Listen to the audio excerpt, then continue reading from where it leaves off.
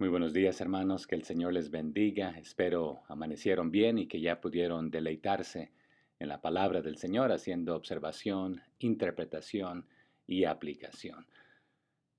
Continuamos aquí en nuestro recorrido de capítulo por capítulo, verso por verso, dando lectura con unos breves comentarios, a veces algunas comparaciones y contrastes. Pero recordemos que los tres puntos son importantes al observar, al interpretar, y claro, si hacemos los primeros dos y no logramos el último, no nos sirve de nada al aplicarlo a nuestra vida. Pero si no lo interpretamos correctamente, pues potencialmente en la aplicación pueda ser errónea o nuestra conclusión. Y ninguno de nosotros lo sabe todo en este aspecto, pero podemos procurar y buscar conocer la palabra del Señor. Su Espíritu Santo nos guía a toda la verdad. Entonces hay que pasar tiempo en ella, deleitándonos para pasar esa comunión con el Señor y poder entenderla, simplemente no solo para entenderla, pero para poder aplicarla. Así que si tiene su Biblia, acompáñeme. Si no la tiene, aquí se la comparto en pantalla. Y vamos a iniciar con el capítulo 9 el día de hoy, a los Hebreos. Ah, ya hemos hablado de las diferentes posturas, de que quién es el autor de este libro, y hay varias teorías, y no nos vamos a enfocar en este momento en quién pueda ser, pero algo que continúa resaltando en varios versos, en mi humilde opinión, es de que potencialmente fue más de un autor, sí, inspirado por Dios últimamente, pero unidos, colaborando, participando en esta carta. Lo vimos en las cartas del apóstol Pablo y él es uno de los posibles autores. Entonces esa teoría es plausible, porque vemos en varias de sus cartas que dice Pablo y Timoteo, siervos de Jesucristo. ¿Y por qué a los hebreos no se les presenta así? O si era simplemente que a los griegos o a los no judíos tenía que introducirse, dar sus cartas de representación, y ya que los judíos habían sido los que lo enviaron a los gentiles, ya sabían quién era. Cabe la posibilidad de que él sea uno de los autores. Pero vemos en varios de los puntos de los versos, y veremos aquí algunos, de que habla en el plural, o sea que es más de uno. En lugar de decir te escribo o les escribimos, habla en el sentido nosotros, en algunos de los versos. Así que aquí va a arrancar hablando de las viejas reglas y normas de adoración, y va a hablar de las nuevas también. Entonces, una continuación del capítulo anterior, y claro, ya en el capítulo 8 les dijo, este ha sido el punto principal, el motivo por el cual les hemos estado escribiendo. Así que, y otra vez les hemos estado escribiendo más de uno. Pero aquí arrancamos con el verso 1. Dice, ahora bien, el primer pacto tenía ordenanzas de culto y un santuario terrenal. Así que el primer pacto entre Dios e Israel tenía sus reglas, sus reglamentos, su orden de cómo adorar en este lugar de adoración aquí en la tierra, el santuario terrenal. Y esto lo vimos pintado de cierta manera, ¿verdad? Dentro normalmente del campamento de Israel se encontraban aquellos que eran del pueblo de Israel. Los que no eran del pueblo de Israel vivían en las afueras. Entonces, cierta cantidad podía entrar hasta cierto punto, pero después de llenar ciertos requisitos, podían pasar al siguiente lugar. Pero solamente el sumo sacerdote podía atravesar el velo o la cortina para pasar hasta el lugar santísimo. Y eso no era de todos los días, sino que era de vez en cuando, una vez al año, y normalmente tenía que ofrecer sus sacrificios y ofrendas por sí mismo y luego por los del pueblo. Y ya hemos hablado que a veces quedaba tendido ahí. Algunos utilizaban ahí que en su cuerpo una campana o algo que hacía un tipo de ruido, y cuando el pueblo estaba escuchando, que va caminando hacia adentro, así que vamos bien, Dios está recibiendo la adoración, las ofrendas, los sacrificios, etcétera. Pero de repente cuando no se oía ruido, se asustaban porque ¿qué pasó?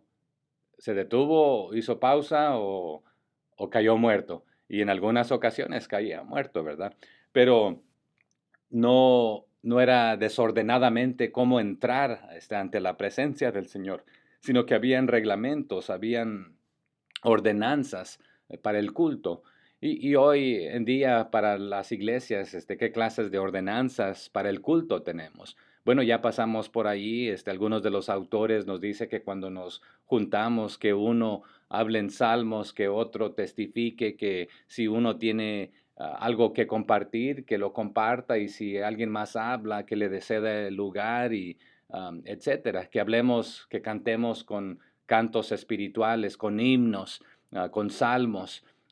Aquí equivale otra vez a cánticos, ¿verdad? Entonces, no nos da una receta en el sentido de que tienen que ser 3 cantos de alabanza, 3 de adoración, la predicación con 3 puntos y los anuncios y nos vamos. O hay iglesias que lo hacen de diferentes maneras. Una receta específica no tenemos para el día de hoy. Aunque parte de la receta es que le alabemos en espíritu y en verdad, con un corazón contrito, quebrantado, entremos a su presencia con acción de gracias. También se nos anima a hacerlo en reverencia, pero entrar confiadamente al mismo tiempo. Pero bueno, las reglas, las normas, los reglamentos, lo que regulaba el culto, las ordenanzas, uh, había este pacto entre Dios e Israel que les dijo cómo hacerlo. Verso 2. Porque el tabernáculo estaba dispuesto así en la primera parte, llamada el lugar santo. Estaban el candelabro, la mesa y los panes de la proposición. Entonces aquí va a comenzar a pintar la figura como estaba ordenado también. Entre más lejos del campamento te encontrabas, literalmente daba a entender que más lejos de Dios. Entre más te acercabas, cuando estabas dentro del campamento, pues eras parte del pueblo, no eras excluido. Después aquí a la primera parte que habla, ¿verdad? El lugar santo. Entonces aquí tenían que pasar ciertos procesos y solamente ciertas personas servían en esta área. Pero después estaba el lugar santísimo. Entonces, prácticamente dice, habían 2 cuartos en el tabernáculo y también se le puede nombrar tienda y más tarde en el 9:11 le va a volver a nombrar de esta manera, tabernáculo. Aquí en nuestra Biblia, en el verso 2, él le da tabernáculo la traducción, ¿verdad? Al igual que lo hace en inglés. um, pero eran 2 de ellos. Uno se llamaba, la primera parte, el lugar santo. ¿Y qué había ahí? El candelabro, la mesa y los panes de la proposición. Entonces, el primer cuarto, ahí se encontraba una lámpara, una mesa, los panes sagrados sobre esta mesa. Y este cuarto, pues se le conocía nuevamente como el lugar santo, pero entre más cerca de Dios, el lugar santísimo. A los sacerdotes estaba el sacerdote, el sumo sacerdote. Para el hebreo, el judío, el sumo sacerdote era lo máximo.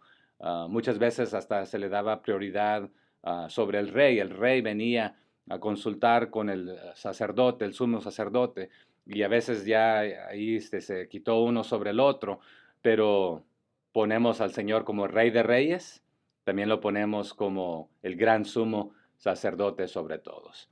El verso 3 dice, tras el segundo velo, o sea, en el segundo cuarto, estaba la parte del tabernáculo llamada el lugar santísimo. Entonces, después de esta cortina, detrás de esta cortina, estaba un segundo cuarto. Y también aquí en el griego se puede traducir una segunda tienda o un segundo tabernáculo, por decirlo en el sentido de las habitaciones o de los cuartos. También en Juan vimos que en la casa de mi padre muchas moradas hay. Entonces, vamos a habitar donde Él está.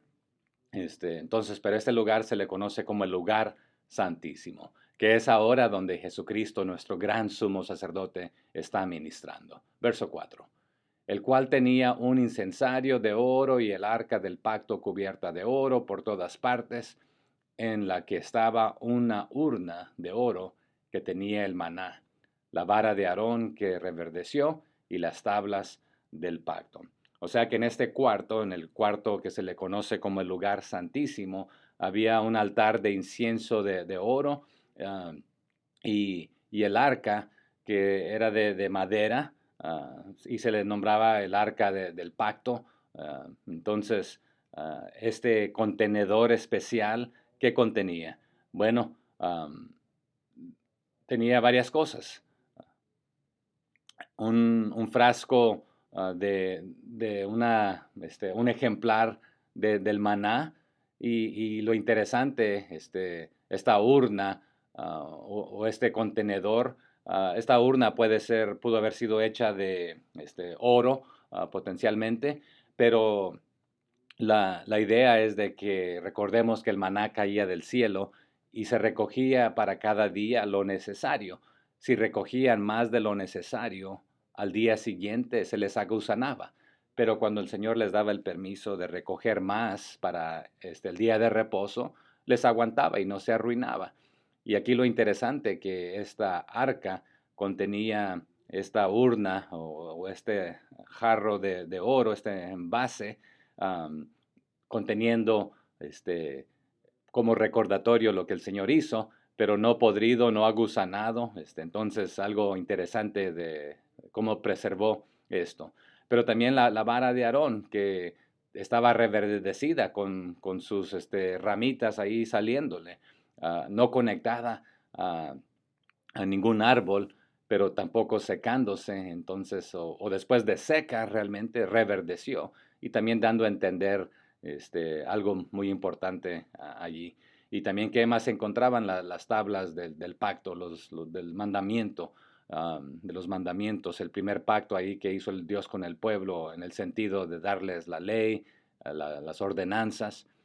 Pero es interesante aquí esto, hermanos, de que, bueno, ¿cuáles fueron? Porque si las primeras las rompió, recordemos que este, regresó nuevamente a recibir otra, no réplica, sino originales nuevamente, ¿verdad? Entonces, esto es lo que contiene esta arca, este arca de pacto, de madera. Dice el 5, y sobre ella los querubines de gloria que cubrían el propiciatorio, de las cuales cosas no se puede ahora hablar en detalle. Así que sobre el arca esta de madera también estaban los querubines, ah, de la gloria divina de Dios, y sus alas extendidas sobre el arca, este, cubriéndola. Y aquí estaba el lugar también de nuestra propiciación, que se le nombra, ¿verdad? Para nuestra redención. Ahí la paga por nuestros pecados, representativo de esto. Pero les está diciendo, en este momento no tenemos el tiempo para entrar en estos detalles, porque ese no es el propósito de volver a dar todos los detalles, sino simplemente recordar y presentar que había orden, y que el Señor estaba, que esta réplica, o esta aquí en la tierra, realmente era algo que seguía el orden de lo que había sido dado allá en el cielo a los líderes religiosos, para que lo replicaran como sombra de lo que vendría. Entonces, um, pudiéramos ver también, y quiero um, ver esto en el original brevemente, aquí en el capítulo 5, simplemente porque nos ayuda a entender un poquito más algo que quizás um, en nuestro texto no lo captamos al inicio. Pero vuelvo a leer el 5 en español: y sobre ella los querubines de gloria que cubrían el propiciatorio, de las cuales cosas no se puede hablar ahora. Entonces, vamos a ver aquí brevemente cómo es que nos lo detalla, ¿verdad? En el 5, Am, entonces, sobre esto, además, están los querubines de la gloria, dando sombra o cubriendo, y la palabra que quiero que veamos allí, es esta de el lugar, el asiento, le nombra ahí, la raíz es istalareo, ilasterión, ilasterión, esta palabra, es como parte de proporcionar, pero es un lugar de propición, realmente, pero se le puede nombrar el asiento de misericordia, es lo que quería que viéramos. Entonces, allí es donde Él nos tuvo misericordia, el propiciatorio, es la palabra que traduce ahí, la Reina Valera, en otras versiones, donde nuestra deuda fue pagada, es lo que lo menciona, pero la realidad es esto, de que um, no merecíamos la misericordia de este asiento. Lo que merecíamos era ser condenados, pero lo que recibimos fue la justificación, el perdón de nuestros pecados. Entonces aquí es donde divinamente el Señor nos mostró su misericordia, Él mismo siendo el sacrificio. Pero simplemente eso era lo que quería que resaltar de aquí del 5, porque esta palabra en inglés sería propitiation y pues no, en inglés y en español pues a veces no muy se entiende, pero se puede traducir el asiento de misericordia. Pero ahí fue donde nuestros pecados fueron cancelados. Sí, fue en la cruz del Calvario, pero el Señor decidió hacerlo desde este asiento de misericordia. Y ya después ahí explica que no podemos profundizarnos en lo demás porque no es el tema, ¿verdad? Dice el 6, y no hay tiempo en este momento. Y así dispuestas estas cosas, en la primera parte del tabernáculo entran los sacerdotes continuamente para cumplir los oficios del culto. Entonces, cuando estas cosas estaban en su lugar, los sacerdotes entraban a este cuarto. ¿A cuál cuarto? Bueno, la primera tienda o el primer tabernáculo, mientras ellos realizaban sus labores religiosas. Entonces, lo hacían continuamente para cumplir los oficios del culto, es lo que dice, ¿verdad? Entonces, sus ah, ordenanzas de ministración religiosa cotidiana, dice el 7. Pero en la segunda parte, o sea, en el segundo tabernáculo, en el lugar santísimo, solo el sumo sacerdote, una vez al año, no sin sangre, la cual ofrece por sí mismo y por los pecados de ignorancia del pueblo. Entonces aquí este versículo pudiéramos pasar mucho tiempo, pero otra vez solamente es una lectura con breves comentarios. Pero solamente el sumo sacerdote era el único que podía entrar al lugar santísimo, y para eso no solamente era el único, sino que solamente una vez al año, cada año, y siempre ofrecía sangre, primero por sus propios pecados y luego por los pecados del pueblo, los que habían cometido de ambas maneras, a propósito y en ignorancia, en el sentido que podemos decirlo hoy en día, de que hay pecado de comisión y hay pecado de omisión. ¿Qué significa esto? Pecado de omisión es cuando usted y yo sabemos hacer el bien y no lo hacemos, estamos pecando. O sea que no estamos en nuestra mente supuestamente haciendo nada malo, pero no estamos haciendo el bien que deberíamos estar haciendo. Pero cuando estamos haciendo el mal que no deberíamos estar haciendo, estamos pecando. O sea que podemos pecar de varias maneras. El hacer el mal que no deberíamos hacer, y pecamos al no hacer el bien, al retenernos de hacerlo.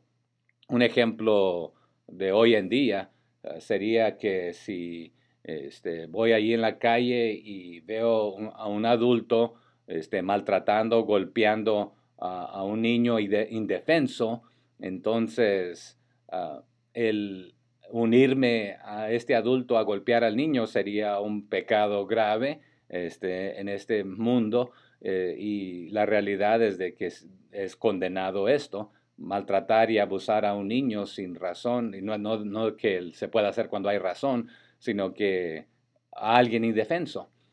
Pero también el no hacer nada en cuanto a esto, me hace culpable hasta cierto punto como aquel que lo está haciendo, aunque no me uní a él o a ella a hacer esto. Pero ahí está el pecado de omisión y comisión. Entonces, en este aspecto, hay pecados que a veces, como dice nuestro gran teólogo, el Chavo del Ocho, ¿verdad? Es que a veces fue sin querer queriendo y a veces fue con premeditación, alevosía y ventaja. O sea que lo premeditamos, lo planificamos y aún cada detalle. Pero a veces hay cosas que, como también él dice, ¿verdad? Se nos chispoteó, se nos salió y no fue con tanta intención. O a veces fue de ignorancia por no conocer algo, ¿verdad? Entonces, am, pero la sangre siempre era ajena, no era la del mismo sumo sacerdote. Entraba con la sangre de algún animalito inocente, puro, nuevamente representativo de lo que haría Jesucristo, el Cordero de Dios, que quitaría el pecado del mundo. Entonces dice el 8, dando el Espíritu Santo a entender con esto que aún no se había manifestado el camino al lugar santísimo, entre tanto que la primera parte del tabernáculo estuviese en pie. Entonces, a través de estas regulaciones o normas o procesos ah, eh, de los sacerdotes, del pueblo, de purificación, de ofrecer sacrificios y ofrendas, o sea que había derramamiento de sangre. Y aquí pudiésemos hacernos la pregunta, ¿por qué tanto derramamiento de sangre? Recordemos que el primer pecado trajo el derramamiento de sangre. ¿En qué sentido? Adán y Eva estaban prácticamente desnudos ante la presencia del Señor sin ningún problema, pero cuando pecaron, y bueno, quizás se cubrían ahí con hojitas de árbol o lo que sea, pero cuando hubo pecado, tuvo que morir el primer animalito para hacerse ahí ropas ah, del animal, ¿verdad? Su primera tela, por decirlo así, de piel de animal. Entonces, pero ahí continuó, ¿verdad? Y el pecado continuó también.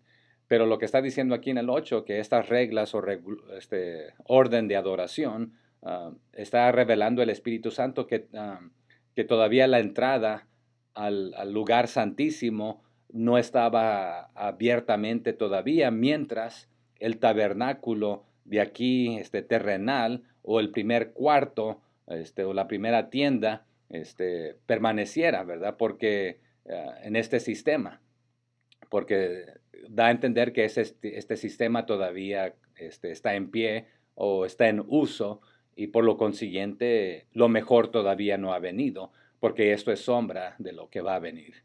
Dice el 9, lo cual es símbolo para el tiempo presente, según el cual se presentan ofrendas y sacrificios que no pueden hacer perfecto, en cuanto a la conciencia al que practica ese culto. Entonces, lo que está diciendo en el 9 es que prácticamente no solamente ha sido una sombra todo esto de este lado del mundo, de la eternidad y antes de Jesucristo, sirve como una ilustración para apuntar hacia ahora el lugar presente, el tiempo presente.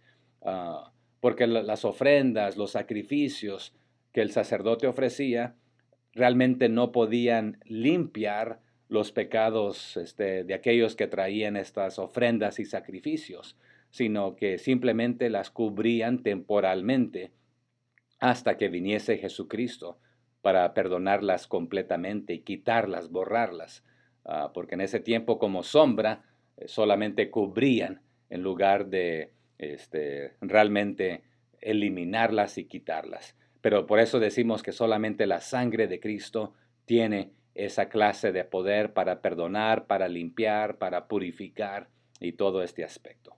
El verso 10, ya que consiste solo de comidas y bebidas, de diversas abluciones y ordenanzas acerca de la carne, impuestas hasta el tiempo de reformar las cosas. Entonces, este sistema antiguo simplemente como sombra trataba de comidas y de bebidas y de varias ceremonias para lavarse y estas diversas abluciones otra vez, aún ahí la palabra que utiliza um, en el griego, en el original, se puede traducir ceremonias de lavamiento y es más, usa la palabra que es muy similar a bautismo y estos son los lavamientos de sangre. ah, bueno, iba a verlo en el griego, pero no es necesario, ¿verdad? Ya lo expliqué. Abluciones, ¿verdad? Diversas abluciones que nuevamente son ceremonias de lavamiento, de purificación. ah, entonces, sí, si tocabas esto, tenías que lavarte y bañarte y abstenerte y mantenerte lejos de ciertas cosas por cierto tiempo, pero lavamientos, pero la idea otra vez ahí que está utilizando es la misma palabra que muchas veces se utiliza ahí para también el agua, bautismo, bañarse o purificarse. Um, pero continúa ahí diciendo entonces, estas regulaciones o ordenanzas físicas estaban en efecto hasta que el sistema mejor o lo bueno fuese establecido. Y la palabra ahí, reformar, muchos la malinterpretan y, y tiene varios significados. Por ejemplo, uno de los significados es de que si algo estaba en orden y se ha desordenado, hay que volverlo a formar, a reestructurar. La idea podría ser, por ejemplo, cuando el alfarero está haciendo ahí algo con el barro y luego de repente pues le quita la forma y lo vuelve a formar, a reformar en este aspecto. Pero la palabra en sí, uh, diorthos, es la palabra que utiliza ahí. Y realmente también una de las traducciones puede ser enderezar el camino. Entonces, por ejemplo, alguien que me ayude, Jesús tenía un pariente que dijo que él había venido a preparar el camino, pero luego vendría alguien que él no era ni digno de desatar las correas de su calzado, pero también algo allá en el Antiguo Testamento, no sé si fue Jeremías o Isaías, alguien que me ayude, algo de enderezar el camino. Entonces, esta es parte de la idea que este versículo está dando a entender. Pero también se puede interpretar de que vino a darle ahora el verdadero significado, a corregir esto que simplemente era una sombra o que no era exactamente lo que uh, en sí la idea completa de lo que tenía que ser, sino solamente otra vez una ilustración. Entonces vino a dar no la ilustración de algo, sino el verdadero algo, ¿verdad? Entonces, en un sentido físico, sí puede decir, vino a enderezar el camino, dando ahora la verdadera manera, no solamente una copia o una réplica o una ilustración, sino que hasta que viniera lo verdadero. Ah, pero también puede significar esta palabra, otra vez, restaurar algo a su estado natural o la condición normal, algo que quizás se ha salido de fila, de línea, que está desordenado nuevamente, o quizás algo que está roto. Entonces, no a repararlo necesariamente, porque si vas a repararlo, vas a dejar aquello que estaba, pero lo que sí está diciendo es, se va a dejar aquello que estaba, pero no es lo mismo, sino que es lo verdadero ahora. A reemplazarlo con lo verdadero, lo que sí funciona, porque aquello no ha funcionado, pero era sombra y una manera de decirle, por sus propias fuerzas nunca será posible. Así que esto solamente les va a estar dando un sabor de lo que va a venir verdaderamente. Um, entonces también se puede traducir como un hecho de instituir lo mejor. Y es la manera que yo lo interpreto ahí, ¿verdad? Lo primero instituido era una sombra, era temporal para simplemente tapar y la sombra otra vez hace, solamente cubre y él vino a romper esos velos y a dar lo verdadero. Por eso al inicio otra vez se hizo una réplica o algo similar siguiendo el modelo de lo que ya existía. Entonces vino a quitar esto para poner realmente lo verdadero, lo genuino.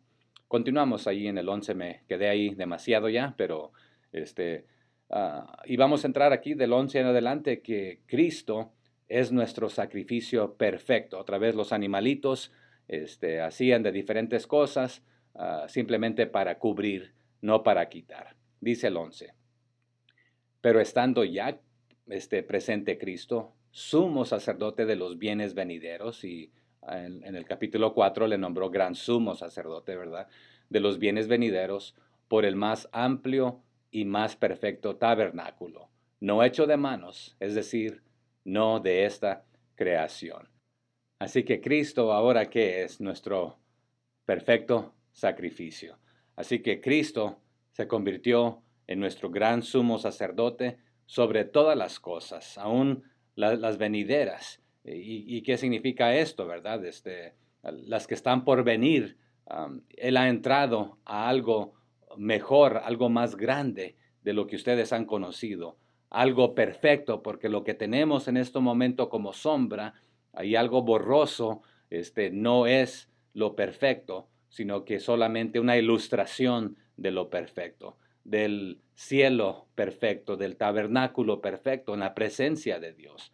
¿Y por qué es perfecto? No fue hecho por un hombre humano pecador, que aunque al hombre humano pecador se le dice, ten mucho cuidado de intentar de hacerlo acorde a lo que se te ha mostrado, ¿verdad? Pero nuevamente, todo lo que nosotros como humanos hacemos queda corto, está defectuoso. Es más, nuestro mejorcito es como un trapo de inmundicia. Y en este aspecto, pues, nuestro mejor no es lo suficiente. Entonces, este es perfecto porque no está hecho por manos de hombres de este mundo, y no es parte de este mundo, sino que ya es fuera de este mundo. Dice el verso 12. Y no por sangre de machos cabríos ni de becerros, sino por su propia sangre. ¿La de quién? De Jesucristo. Entró una vez para siempre en el lugar santísimo, habiendo obtenido eterna redención. Entonces ahí, con su propia sangre, el gran sumo sacerdote, no con sangre ajena, él mismo siendo el Cordero de Dios, entregó su sangre y entró directamente al lugar santísimo. No nomás al lugar santo, sino al lugar santísimo. ¿Y cuántas veces tiene que hacerlo? ¿Cada año? No. Una vez bastó, fue más que suficiente para asegurarnos la redención para siempre, la salvación eterna, la vida eterna con el que nos prometió en Juan 14. Dice el verso 13. Porque si la sangre de los toros y de los machos cabríos y las cenizas de la becerra rociada a los inmundos santifican para la purificación de la carne, y aquí va a ser la pregunta, ¿cuánto más la sangre de Cristo, el cual mediante el Espíritu Eterno se ofreció a sí mismo sin mancha a Dios, limpiará vuestras conciencias de obras, ¿de qué clases de obras? Muertas, para que sirváis al Dios vivo?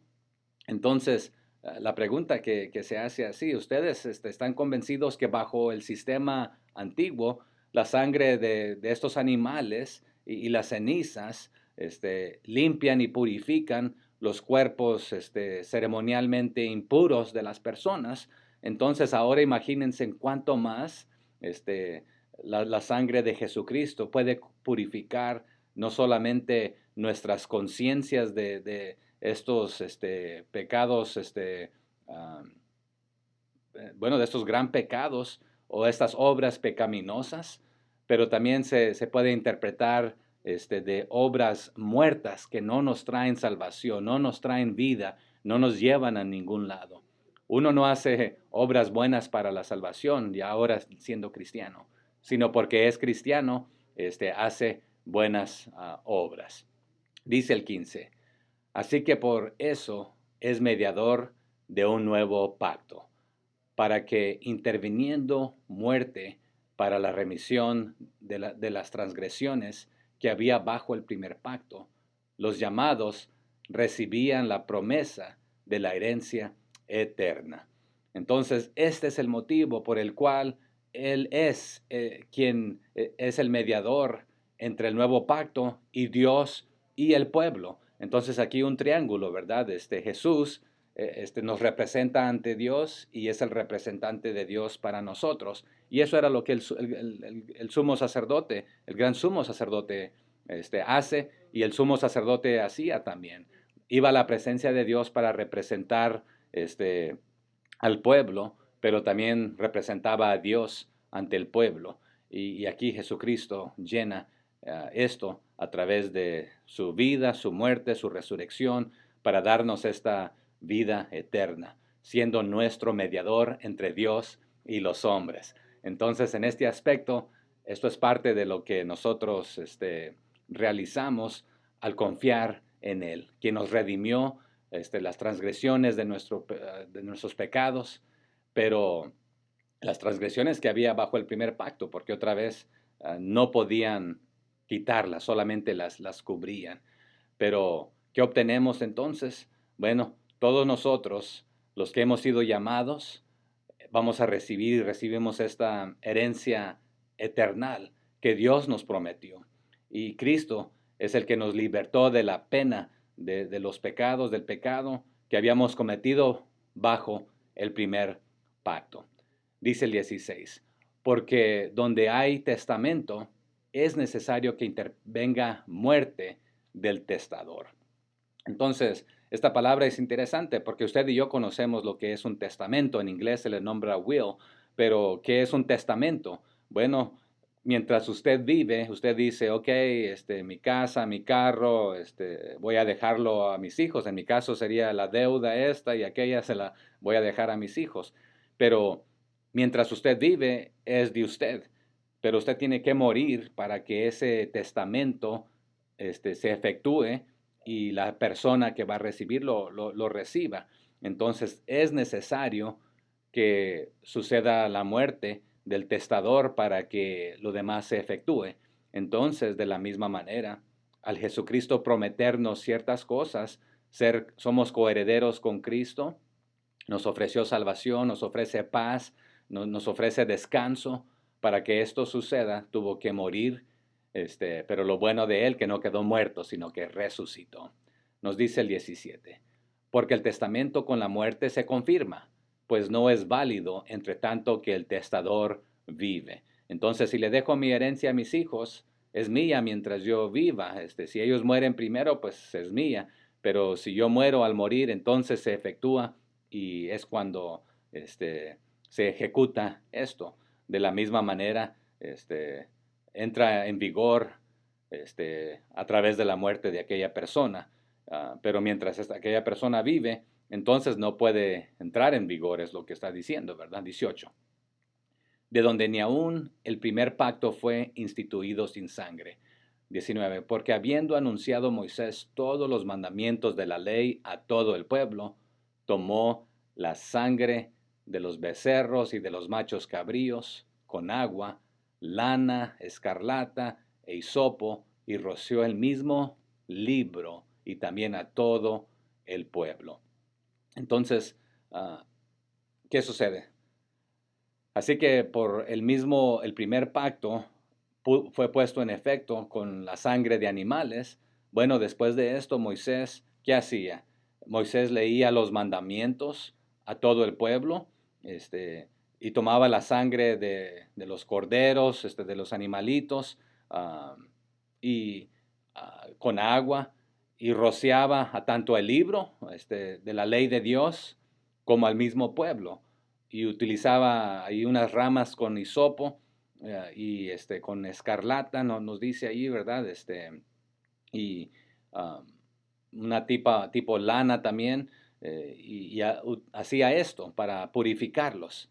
Pero ¿qué dice el 20? Diciendo, esta es la sangre del pacto que Dios os ha mandado. Entonces decía, esta sangre confirma el pacto que Dios ha hecho con ustedes. ¿Dónde lo hizo? Allá en Éxodo 24:8, que alguien me diga qué es lo que dice, por favor. Verso 21. Y además de esto, roció también con la sangre el tabernáculo y todos los vasos del ministerio.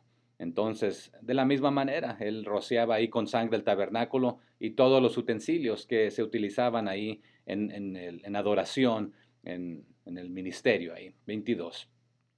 Y casi todo es purificado según la ley, con sangre, y sin derramamiento de sangre no se hace remisión. Entonces, de hecho, les está diciendo, en acorde con la ley de Moisés, prácticamente todo era purificado a través de sangre. Ustedes conocen esto, hebreos. Y ustedes saben también que si no hay derramamiento de sangre, no hay perdón. Y nuevamente esto ya lo conocen y ahora el perdón lo tenemos a través de Cristo Jesús. Y aquí entramos, a que el sacrificio de Cristo no solamente cubre, sino que hace más, quita el pecado. Y esto comienza aquí en el 23.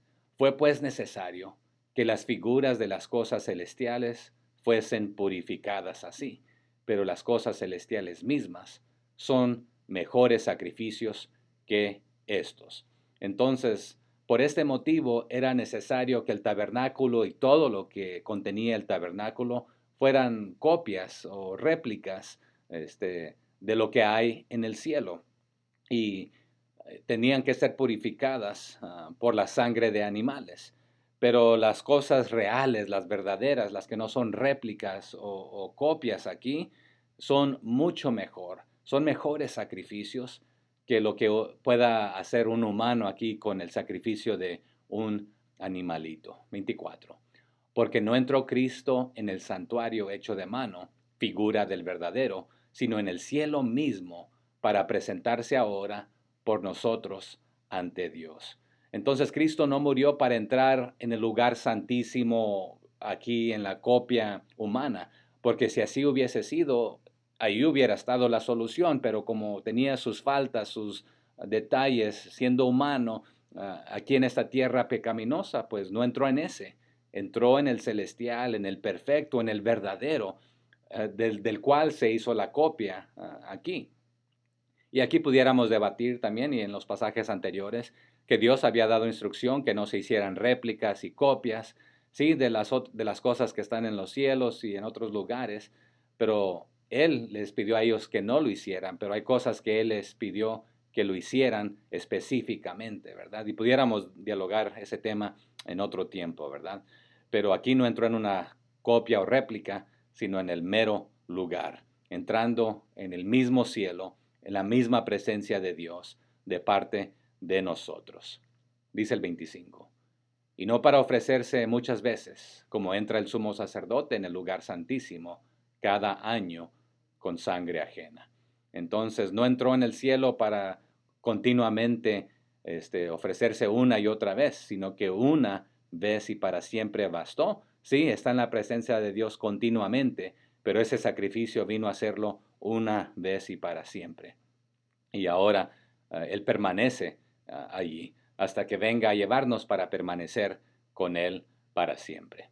Dice, y otra vez no fue con sangre ajena, sino la propia de Él, el Cordero de Dios. Y todo lo que anunciaba otra vez el Antiguo Testamento era que esto vendría. Y por eso Juan dijo, he aquí el Cordero de Dios que quita el pecado del mundo. 26.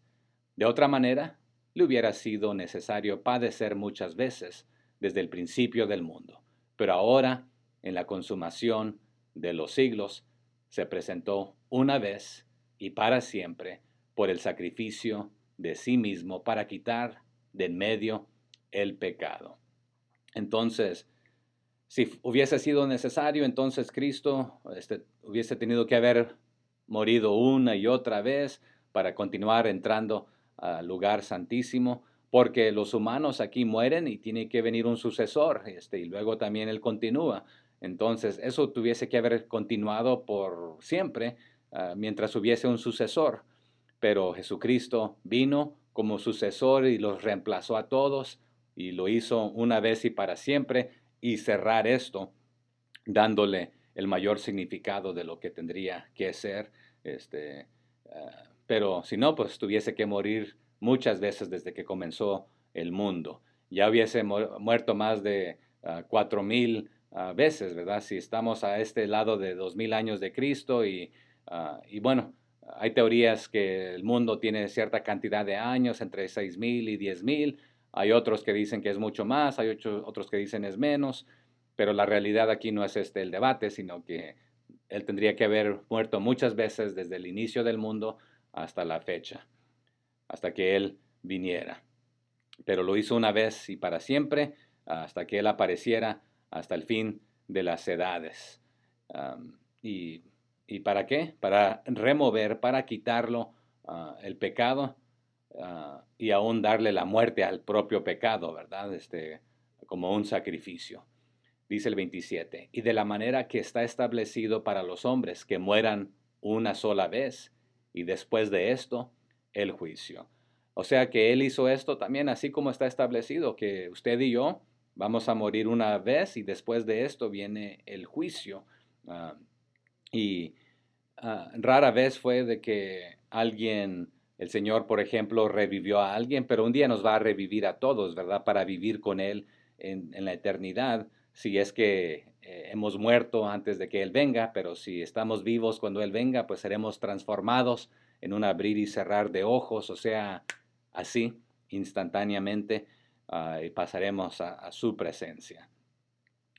El 28. Y no tenemos tiempo para hablar del juicio aquí. Ah, 28.